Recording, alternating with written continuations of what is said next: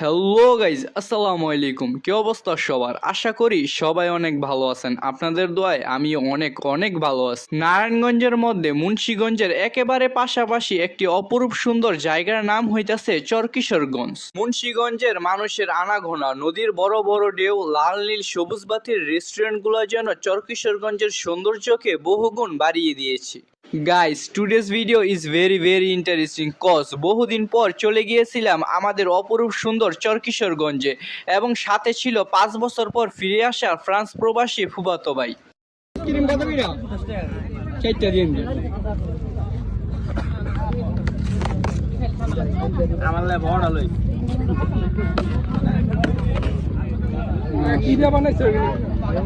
ময়দা পোলাচ্ছেন, কিশমিশ, দুধ নাই না, দুধ, এটা দিয়ে কইলেন না কাকা? দালচিনি, এলাচ, তেজপাতা।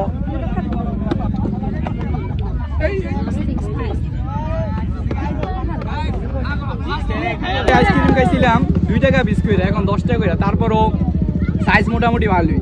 ওই টাইমে খাইছিলাম এত ঢুকা ছিল।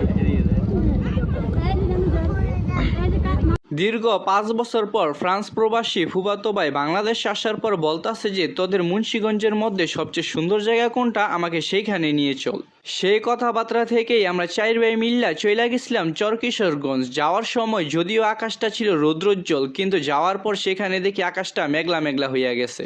আকাশটা মেঘলা মেঘলা হয়েছে তো কি হয়েছে, কিন্তু ব্যবসা গরম আর কমে নেই। তাই আমরা 4 ভাই মিলে কুলফি আইসক্রিম খেয়ে নিছিলাম।